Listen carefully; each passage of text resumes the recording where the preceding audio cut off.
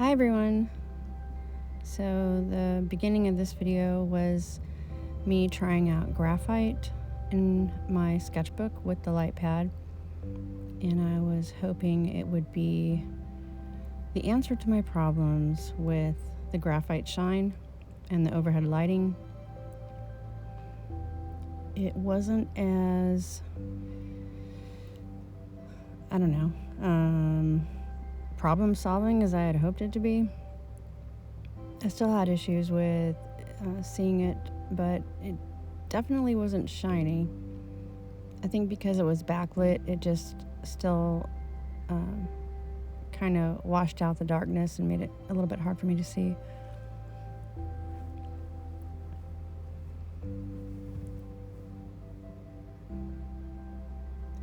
But I'm still going to use the light pad to do sketches in the sketchbook because it seems to help at least with the light irritation that's above.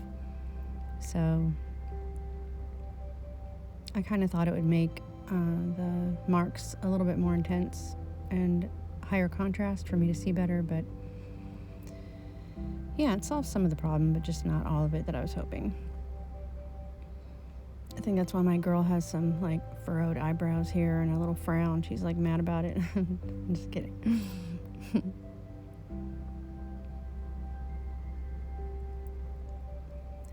So I'm just using some Daniel Smith watercolors over these pencil sketches, and because this is mixed media paper, it can't really take super heavy washes.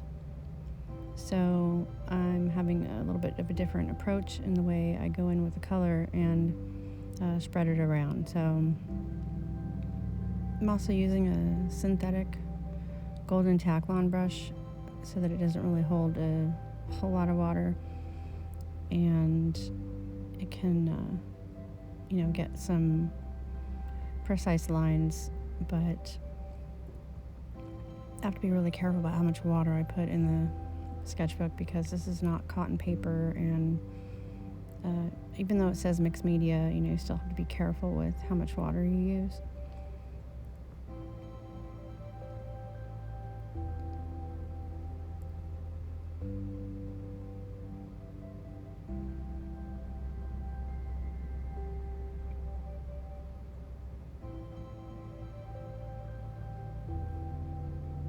I did this little sketch on top as kind of like a warm-up, or just something that I'm testing out what colors I'm going to use.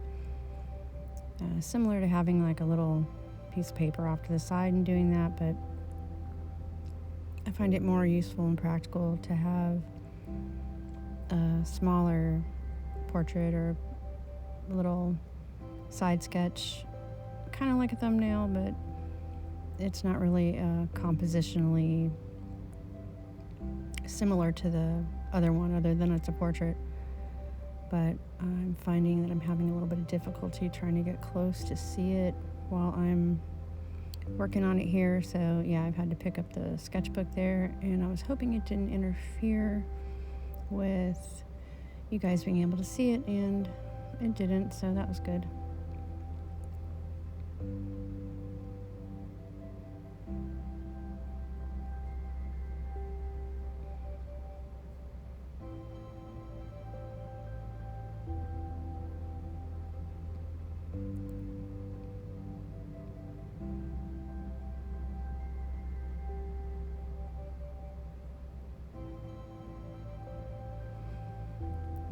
Colors I'm using, and this is my Daniel Smith palette that I put together for autumn colors. So the top row is orange, yellow, greens, and the very last one in the top right is Payne's Gray, and I use that a lot. It's one I mixed myself with burnt umber and ultramarine. Typically Payne's Gray is sienna and ultramarine, but I wanted something darker, so I used umber instead. And that would be burnt umber, not raw umber. This second row is all the reds, the last row being the browns and neutral colors. Like I think I have a raw sienna light as the first one in that last row, and a black, lunar black, as the last one. But there's some nice, like very neutral fall colors, and I tend to gravitate toward it for use in a lot of things, not just for the fall season, but yeah, I like it.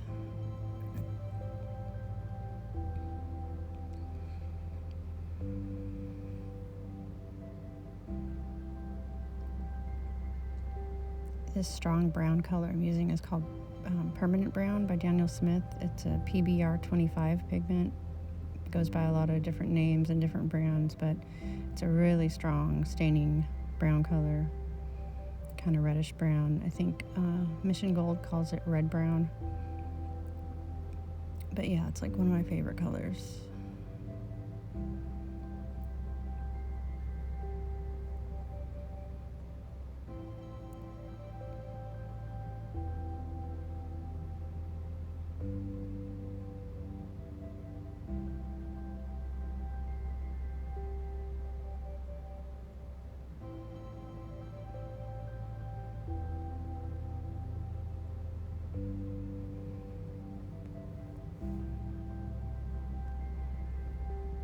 I really like this sketchbook a lot, but I wasn't quite sure how it would take different media because it is a mixed media sketchbook. So a lot of the times that you'll see me working this sketchbook is just something I haven't done before in it, and I'm just trying to figure out what can be done in it. And yeah, I'm just putting it to the test, It says mixed media, so I'm trying to figure out what media can be used and if it's true to its name.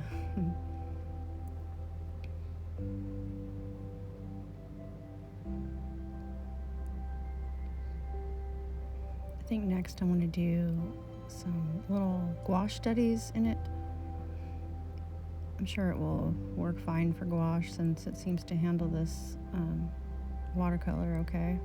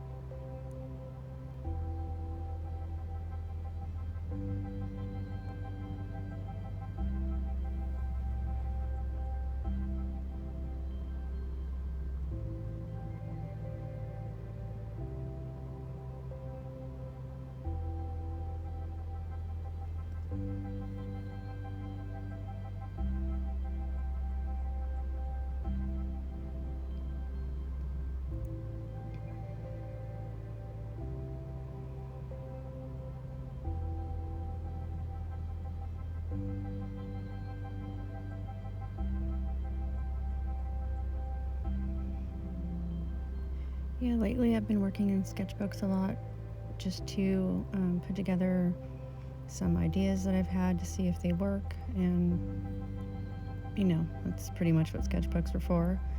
But I'd like to work a little larger. I've been doing some larger paintings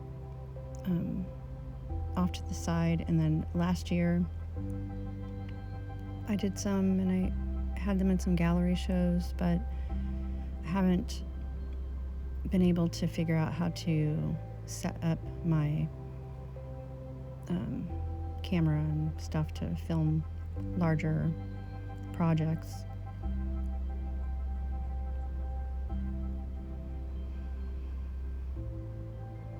Even though the convenience of sketchbooks and sitting at the desk is, ideal, it's actually a little bit harder for me because the subjects are smaller and just a lot harder to see, but I feel a lot more freedom when I'm working on larger things, other than being, the physical setup of it is a little bit more difficult, but seeing it's much easier.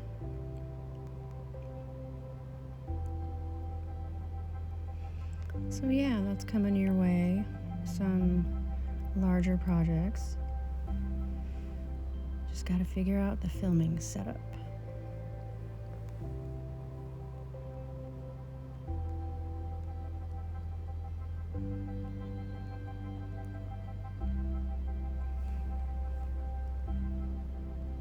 I think I had told you guys I was taking a watercolor class this November at the local artist guild, and I ended up not taking that class because I injured my elbow and I have had to go to the chiropractor like twice a week. So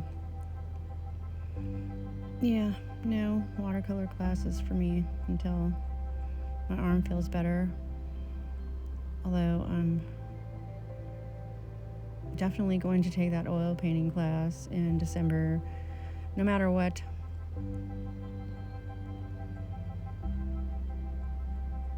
It's just these appointments are going to be for 4 to 6 weeks long, and they just interfere with the scheduling as far as going to the class and stuff. So I probably could power through the pain and just do the class if it was just that. But yeah, I think before it gets worse, the only thing that worried me was I was not going to be able to draw or paint if it got any worse, and that's just not allowed. So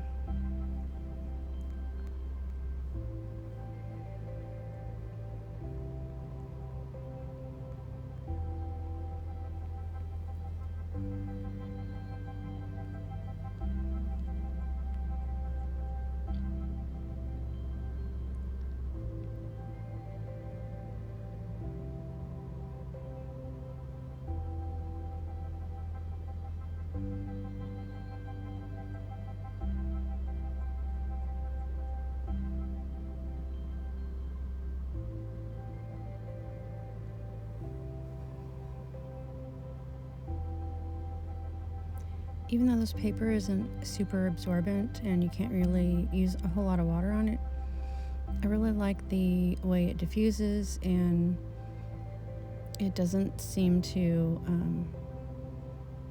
get those super hard edges like a lot of non-cotton papers do. I mean, if there are any super hard edges, it's probably just user error, but like earlier when I was putting the blush on her cheeks, you probably noticed it was like, whoa, that's a little intense. I think it's time to try to clean that up a little bit, and it just really got stained into the paper rather fast, so it was hard to clean up that mess. But yeah, if I let it totally dry and went back over it, it probably wouldn't be a big deal. I probably couldn't see it, but I'm just doing this illustrative style over the pencil sketches.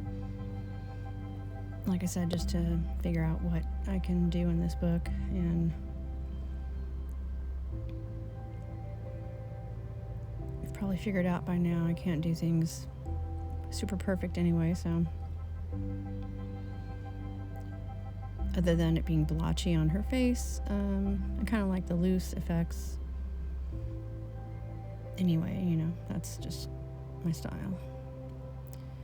So I wanted to fill in this extra space here, and I'm no floral painter, as you can probably tell, but I wanted to fill in this area, and so I'm just doing these little rose motif.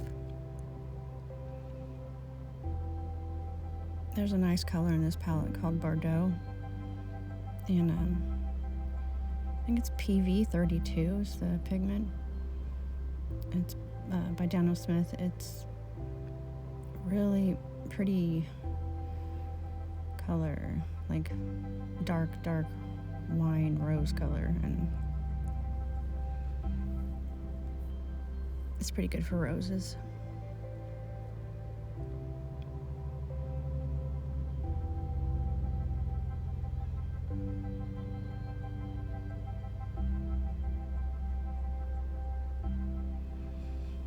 Throwing in some Paraline green, another really good, awesome color.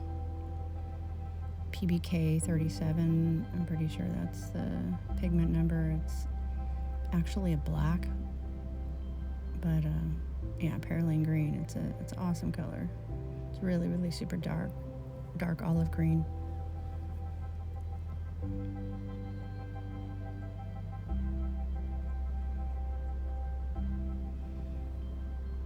And of course, good old Payne's Gray to put some shadows, darken some areas.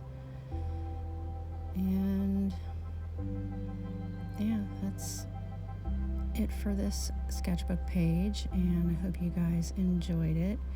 Let me know down in the comments if you like this kind of content, if you want to see a little bit more sketchbook action, or you want to see some bigger projects, which I'm trying to figure out how to do those on camera anyway. But yeah, I'll do more sketchbook stuff if you guys like that.